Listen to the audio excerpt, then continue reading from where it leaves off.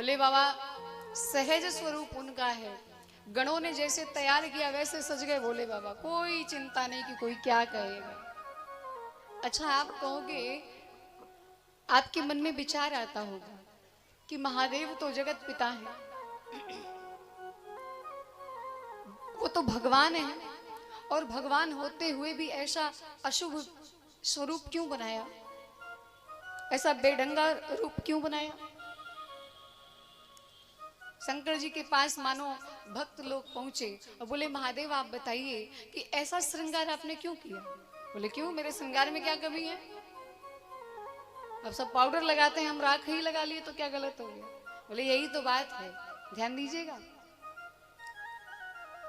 शंकर जी से पूछा गया कि आप स्मशान की राख को क्यों लगाते हो, ये चिता की जो भस्म है इसे आप क्यों धारण करते हो।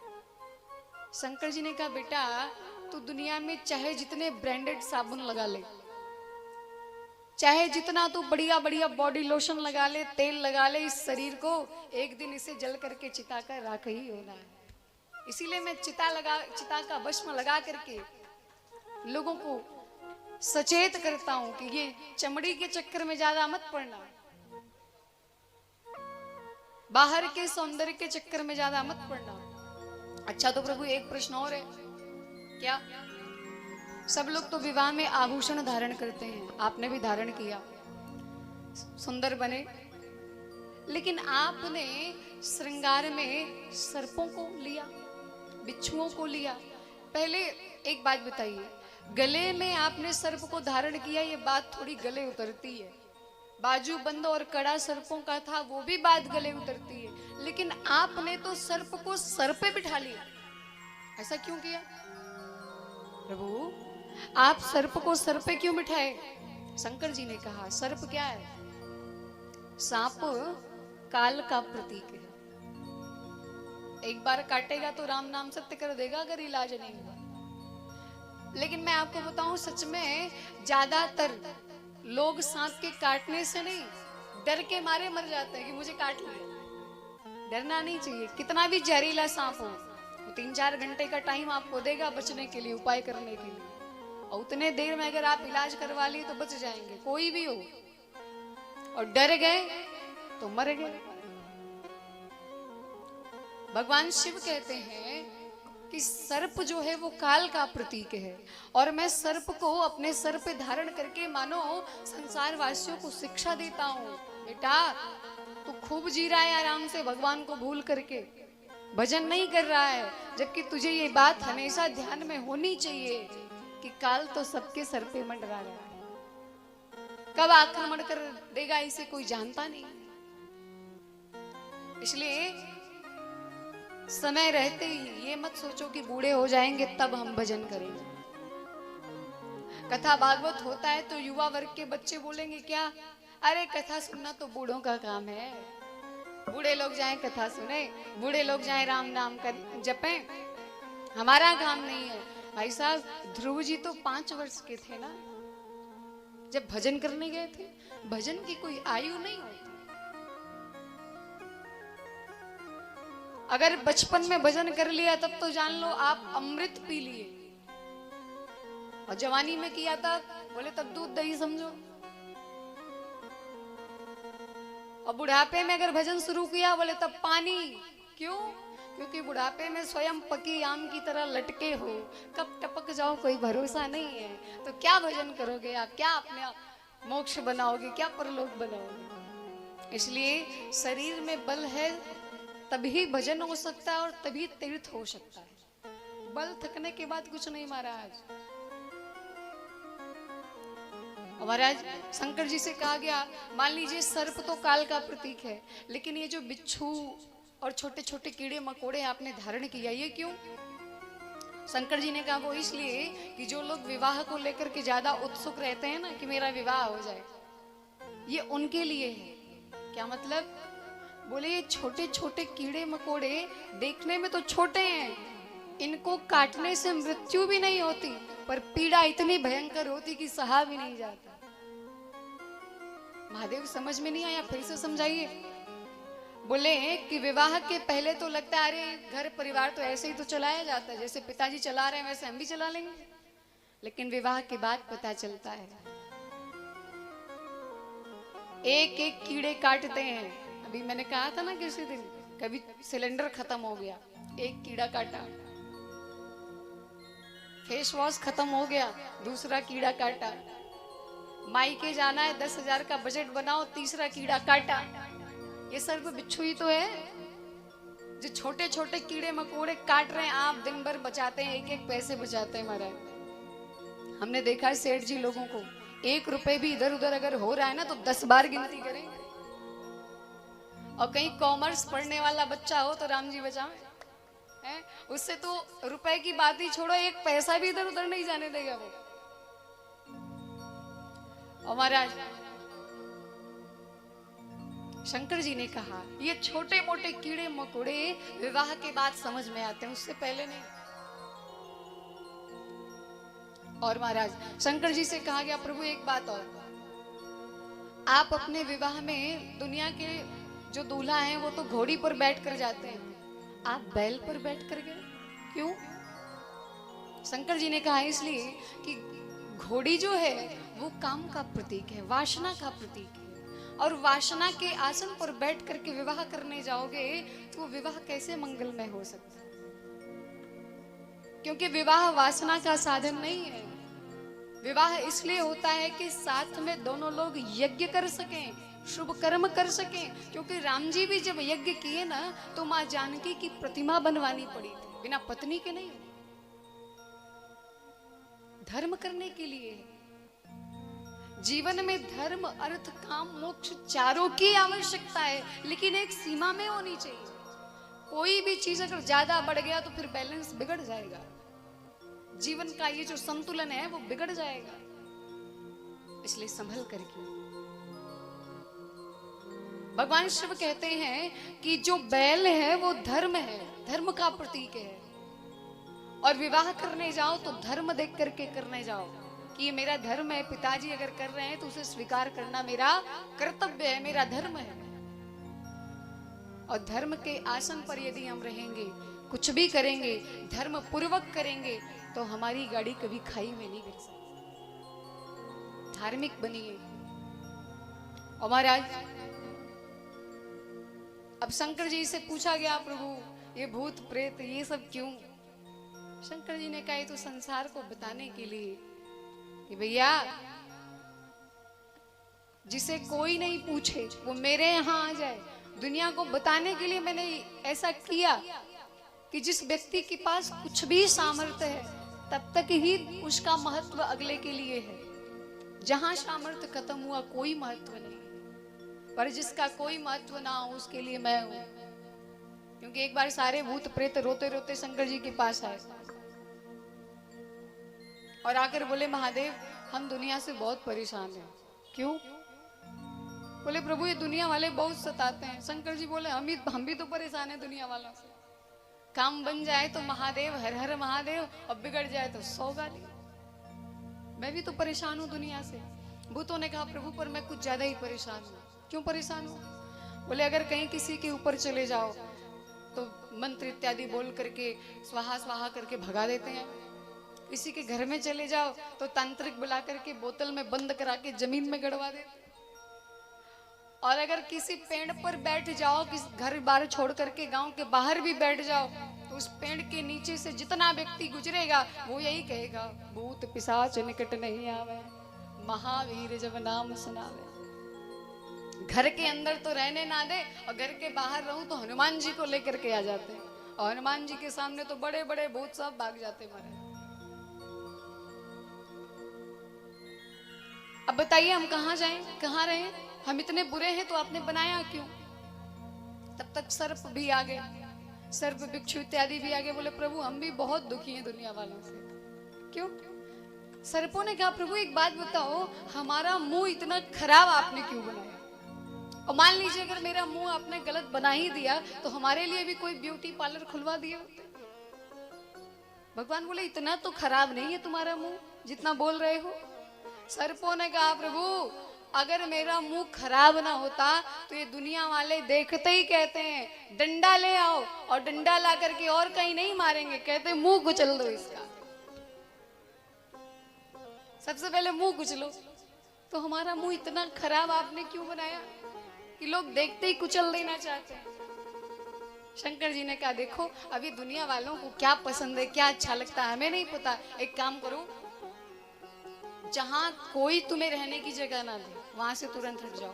तो जाएगा, बोले साहब अपने अपने बोरिया बिस्तर बांधो और आ जाओ हमारे आश्रम। और आज जब महादेव विवाह करने गए तो इस शुभ घड़ी में भी सारे भूतों को बोले चलो सब।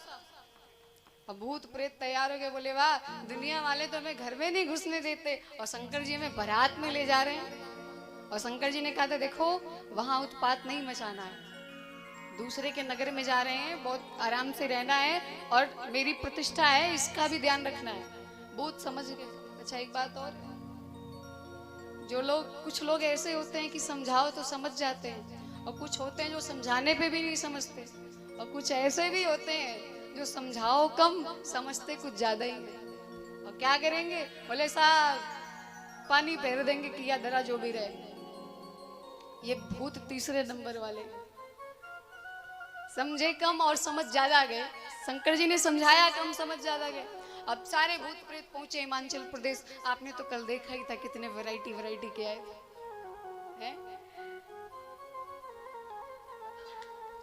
अब देखो आपके सन्मुख केवल स्वरूप था, झांकी थी, पर कितना आनंद आया।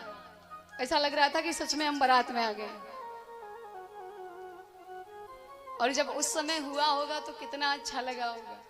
बोले अच्छा तो लगा ही होगा, लेकिन आजकल के लोग रहे होते तो हार्ट फेल हो गया होता हमारा। क्यों? ऐसे ऐसे भूत आए थे, किसी के एक मुंह है, किसी के वो भी नहीं है, और किसी के पूरे शरीर में मुंह ही मुंह नजर आ रहा है, जहां देखो वही मुंह है। शंकर जी बारात लेकर के पहुंचे, स्वागत हुआ हिमालय के नगरी में। मैना जी बहुत नाराज हुई। मैना मैया ने कहा कि मैंने नारद का क्या बिगाड़ा था जिन्होंने मेरी ऐसी फूल सी कन्या को उस पगले के लिए तपस्या करवाया, उस पागलवर के लिए। आज मैना मैया कहती हैं कि नारद जी महाराज अगर उनका बस चले तो घर बसा दे, ना अगर उनके मन में ना हो ऐसा कुछ तो घर उजाड़ भी सकते हैं। क्योंकि सप्तर्षियों ने कहा था नारद सिख जे सुनई नर नारी अवश्य होई तजी भवन भिखारी। अगर नारद की बात कोई राजा मान ले और मान करके चलना शुरू कर दे तो बस 2-4 दिन बाद ही वो सड़क पे कटोरा लेके भीख मांगते नजर आए। ये नारद जी की दशा है। अब माता मैना तो बहुत रोने लगी। तब उधर से नारद जी आ गए। अब सोचो जिसके ऊपर आप बहुत नाराज हो और वो ही अगर सामने आ जाए तब क्या होगा? बोले तब तो महाराज क्रोध में और 4 चांद लग जाएगा। अब नारद जी आ गए, देखते ही मैना मैया बोली यहाँ गया, इसी के कहने से तो मेरी बिटिया ने तपस्या करी थी। नारद जी आकर के समझाए, पूर्व जन्म की सारी कथा बताए। मैना जिसे तुम अपनी बेटी मान रही हो ना, वो केवल तुम्हारी बेटी नहीं है, वो तो पूरे विश्व की माता है, संसार की माता है, ब्रह्मांड की माता है। और जिन महादेव से संबंध होने में तुम रुकावट कर रही हो ना, रोक रही हो ना, इनका संबंध आज से नहीं है, इनका संबंध तो अनादिकाल से है। इसलिए मैना जगत जननी का जन्म यदि तुम्हारे घर में हुआ है तो महादेव से रिश्ता होने में तुम बाधक ना बनो। बड़े प्रेम के साथ, बड़े उत्साह के साथ महादेव का विवाह संपन्न करवाओ। और जब नारद जी ने पूर्व जन्म की पूरी कथा बताई कि कैसे कैसे मैया ने परीक्षा लिया था सती वेश में, तब हिमालय राज प्रसन्न हो गए कि मेरे घर तो जगदम्बा का जन्म हुआ है। और जगदम्बा का जन्म जान करके हिमालय राज गदगद होकर के बारंबार मां पार्वती के चरणों में वंदन करते हैं। और इधर पुनः पुराणों में वर्णन आता है कि पुनः भोले बाबा का श्रृंगार हुआ। जैसे एक दूल्हा तैयार होता है वैसे भोले बाबा का श्रृंगार हुआ और सुंदर पीली पीली धोती पहन करके और बढ़िया सेहरा लगा करके, मुकुट लगा करके भोले बाबा मंडप में पधारे और सखियां मंगल गीत गा रही हैं। भोले बाबा की आई रे बारात, चलो सखी दर्शन करे। भोले बाबा की आई रे बारात, चलो सखी दर्शन करे। भोले बाबा की आई रे बारात, चलो सखी दर्शन करे। भोले बाबा की आई है बारात, चलो सखी दर्शन करे। शिव शंकर की आई रे बारात, चलो सखी दर्शन करे। शिव शंकर की आई है बारात, चलो सखी दर्शन करे।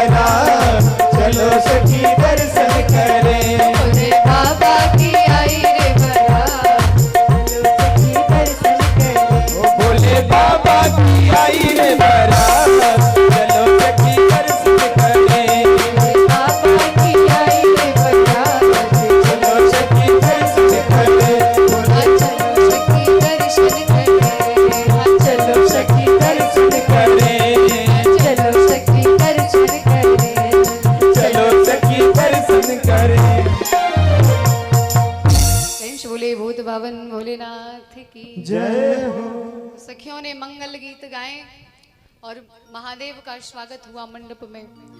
ऋषियों को प्रणाम करके महादेव विराजे। वाम भाग में माँ भवानी आकर के विराजी और जैसे जैसे महात्माओं ने कहा पूरे वैदिक रीति के साथ भगवान भोलेनाथ और माँ पार्वती जी का विवाह संपन्न हुआ। देखिए, विवाह में विशेष ध्यान देना चाहिए जो आजकल लोग नहीं देते और इसका परिणाम भी लोगों के सामने है। पूछो क्या? विवाह में गड़बड़ कहाँ होता है?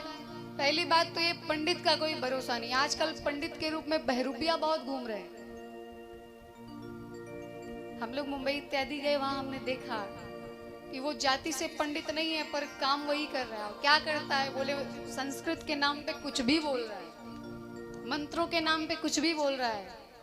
अच्छा, गलती तो उसकी जो है वो है ही, सबसे बड़ी गलती तो हमारी है, क्योंकि पूजा, यज्ञ, विवाह, ये सब अनुष्ठान इत्यादि जो भी है, चाहे जिस प्रकार का अनुष्ठान हो, बहुत सावधानी पूर्वक करना चाहिए। हमारे अयोध्या के जितने पंडित हैं आप देखिए, अब यहीं पर देख लीजिए, इतने सारे विद्वान लोग आए हैं, इतनी बारीकी से पूजन करवाएंगे, सब करने के बाद भी क्षमा मांगते हैं, मैया अगर कोई मात्रा गलती से छूट गई हो या फिर कुछ शब्द छूट गया हो तो क्षमा कर।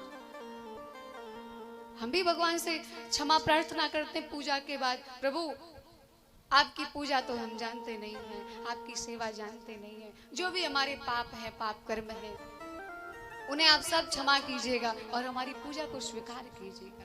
पापो हम पाप कर्मा हम पापात पाप संभव, विनती करते हैं भगवान। और जिसे पूजन का भी नहीं पता है वो पूरा विवाह करवा रहा है। सोचो वो रिश्ता कितना दिन तक चलेगा? विचार कीजिए।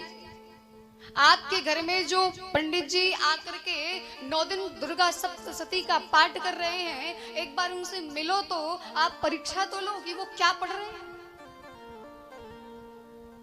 वो क्या पाठ कर रहे हैं। हमारा सनातन धर्म ऐसे ही खोखला नहीं हो रहा है, क्योंकि आज पंडित के नाम पे बहरूपिया घूम रहे हैं। गुरु की सेवा करी नहीं, आश्रम की व्यवस्था को देखा नहीं, गुरु के सानिध्य में रहे नहीं, 2-4 मंत्र रट लिया, बस हो गया। मैं आपको बताऊं, अभी तो पितृपक्ष चल रहा था। अगर भगवान की पूजा में त्रुटि हो जाए, क्षमा मांग लो, वो स्वीकार कर लेंगे। गलती से अगर कुछ छूट गया, क्योंकि देवताओं की पूजा भाव प्रदान होती है, भावना की विशेषता है। पर पितृपक्ष में जो हम श्राद्ध किए, पिंडदान किए, अगर उसमें थोड़ा सा भी चूक हो गया तो आपके पितर को मिलेगा नहीं। पितर आएंगे दरवाजे पर रोते हुए, आंसू गिराते हुए और आपको श्राप दे करके चले जाएंगे, अगर ढंग से आपका श्राद्ध इत्यादि हुआ नहीं जो आपने करवाया। और यहाँ तक कि आजकल की जो पुस्तकें आ रही हैं, उन पुस्तकों में भी बहुत जगह मिस प्रिंटिंग है, श्लोकों में त्रुटि है। उस त्रुटि को वो समझेगा जो गुरु के सानिध्य में रहा हो, गुरु के पास रहा हो, किसी आचार्य से शिक्षा लिया हो, दीक्षा लिया हो, दीक्षा लेने के बाद पढ़ा हो। देखिए भाई, वेद पढ़ लेना इतना आसान नहीं है। लोग पंडितों को कहते हैं अरे करना ही क्या है, गणानंतवा कर देना है, 1000 रुपए बन गया, 2000 बने, ऐसे थोड़ी हो जाता है गणानंतवा। आइए अयोध्या में देखिए, आप हमारे अयोध्या में 8-8 साल करके 8-8 वर्ष के विद्यार्थी, जो आप 25 वर्ष के हो गए होंगे, 20 वर्ष के हो गए होंगे, फिर भी अपने गांव को नहीं छोड़ना चाहते। माँ बाप की तो बातें छोड़ दो।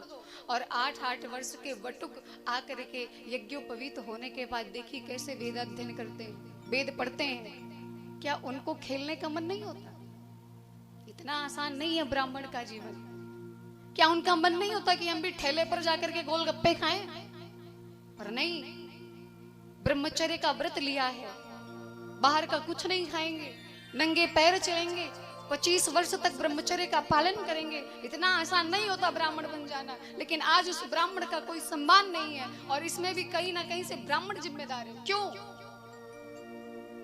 अभी आप किसी घाट पे जाइए, अगर एक नाव वाले से आपका झगड़ा हो गया तो क्या मजाल है कि दूसरा नाव वाला आपको बिठा कर ले जाए?